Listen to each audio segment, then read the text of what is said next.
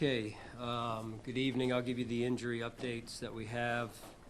We'll go one at a time here. So Jordan Phillips is improving. Matt Prater, he's in the same boat. Jordan Poyer tweaked his hamstring day-to-day. He'll be day-to-day. Daquan Jones also day-to-day, as is Josh Allen. DQ has a calf. Josh has a foot. And then Shaq Thompson has a neck. He'll be day-to-day as well.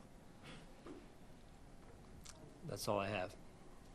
Do you expect, I mean, you said Josh is day-to-day, do you expect that to limit him, like, during the practice week at all, or? Don't know yet. Okay. There's a chance it does. We'll see. We're going to practice a little bit tomorrow based on availability. We got a number of guys that are not going to be able to practice. We'll see how Josh shows up tomorrow and how he's feeling. He obviously got x-rays. Does he need to do any further testing? Not that I'm aware of. Did it, did it swell up or anything? Was there any setbacks over there? None. Just sore. And just to clear, there is the anticipation he will be available for this weekend? As far as I'm aware, yes.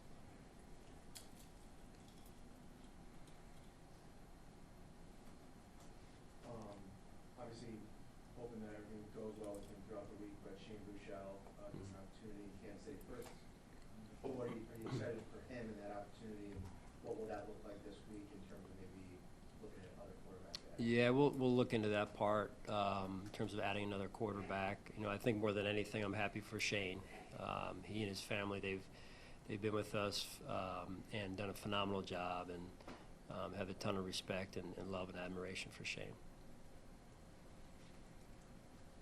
Sean, after the game yesterday, even after the New England game, players kept saying just the fact that winning at this time of the year matters the most. Doesn't matter the mistakes that you make in the game. Now, as a coach, how do you frame your messaging between games at this time of the year to make sure that guys aren't riding the highs, aren't riding the lows, and aren't getting too caught up in a bad quarter, a bad ad, bad draft, that kind of thing? Yeah, I mean, they've got it right. You want to make sure that you're winning games all the while, week to week, that we're improving as a football team, and we're being honest with ourselves of, yes, we do have quite a bit of work to do and things to work on. So, and our players are, they're wired that way. They know that it wasn't all perfect yesterday, and it wasn't the week before either. And so they come to work every day extremely focused and intent on trying to improve. So I think that's the key to all this is big picture perspective, yet at the same time just being present day to day and how we can improve as a team. What went into the decision to have Keon active yesterday? Yeah, just a combination of receivers offensively that we wanted up, and then obviously McCole was moved into the 5 spot there for primarily special teams purposes, but also a little bit of receiver as well. Sean, along the same line, second straight week for Gabe being down. Is there any amount of are you resting because he went 0 to 100 about it with his knee? Yeah. He's on the back. So is there any amount of that? No. It's just more so offensive game planning that's in play, and Gabe, like Keon, we have confidence in both of those guys, and their opportunity will come up, and they'll be ready. How did you feel like Nicole did yesterday? I know only 2 snaps. Yeah, limited samples, so it was good to have him back out there. And if you remember several weeks ago when he first went out there and made a big splash, and then unfortunately went down. So just kind of dipping our toe in this past week and getting him going again a little bit here. I know Khalil went out for the last return. Why wasn't Khalil and not Nicole? Just coach's choice, the wind and whatnot, and felt like McCole had fielded some in the game. I mean, I think he had 1 in the game, and then Khalil had fielded quite a few in the games leading up to that game. So just wanted at that point in the game to secure the catch and get the ball back at that point, and didn't feel like it was the right situation at that point for us. Sean, you were asked after the game about production from the wide receiver group, possibly excluding Khalil, so the boundary receivers mostly. Now that you've had a chance to watch it back,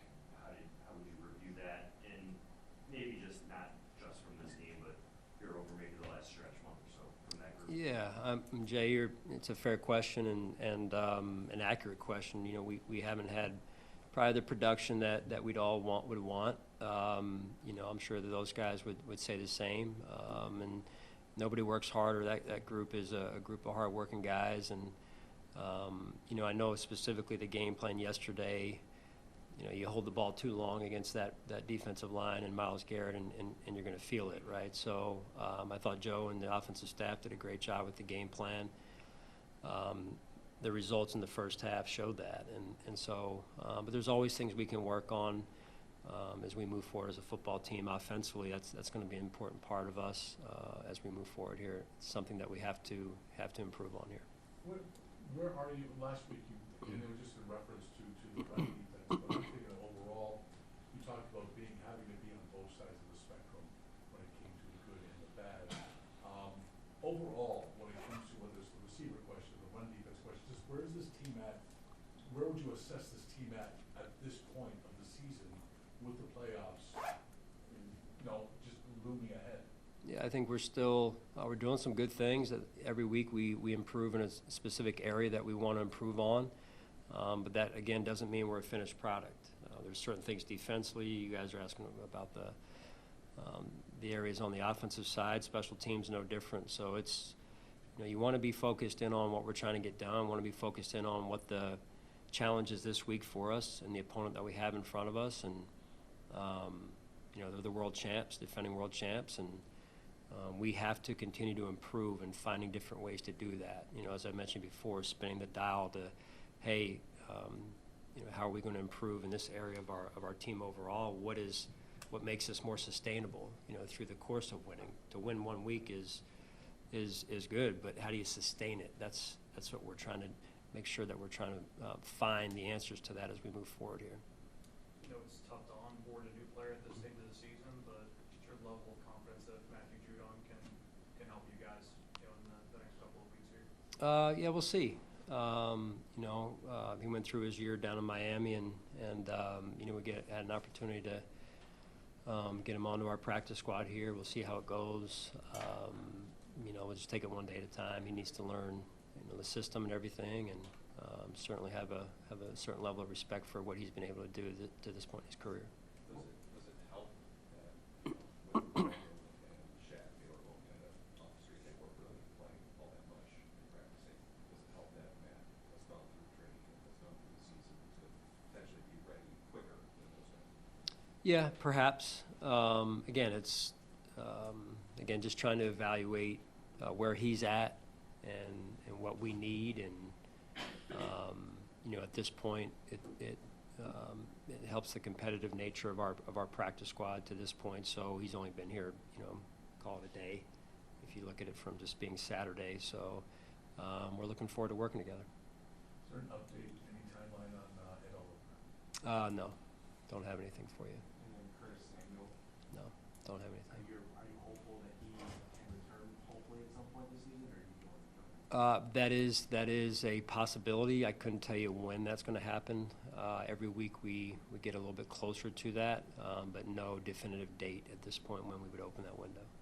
And then Larry Ogunjobi, opening that this weekend yesterday, and I guess overall, when he came back at week 7 after the suspension, what have you seen from him, and what went into this? Yeah, he's done some good things. It's not a whole lot different than the wide receiver position. You know, we're trying to find the right combination. You guys will know we had TJ was inside early in the year. Then he went outside with some of the injuries to the defensive end position. Felt like we wanted to move him back inside this week.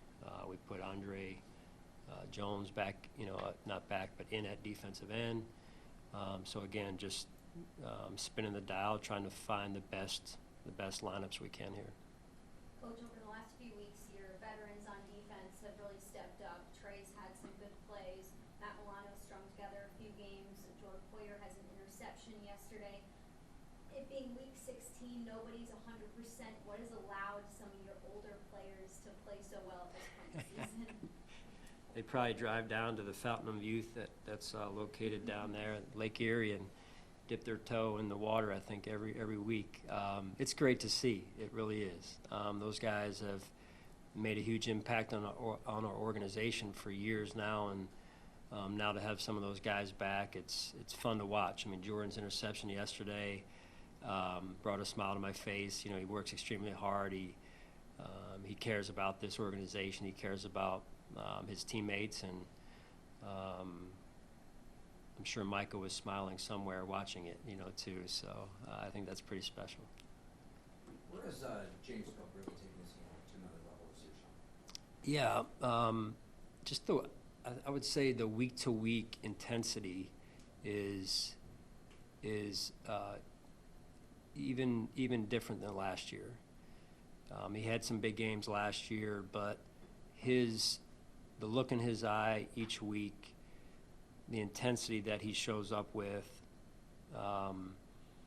it's really been influential on our whole football team. The guys see that, and that's kind of a little bit unique for a running back position player to have that type of impact on the whole team, and so it's been really good to see.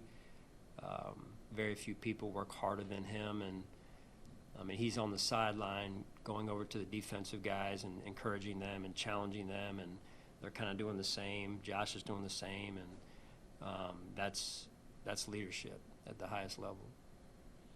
Sean, Rich Bernard, obviously great player. He's gone through a couple injuries this year, but I mean, it just hasn't looked the same because he set a pretty high standard for the first couple of years when he was in the job.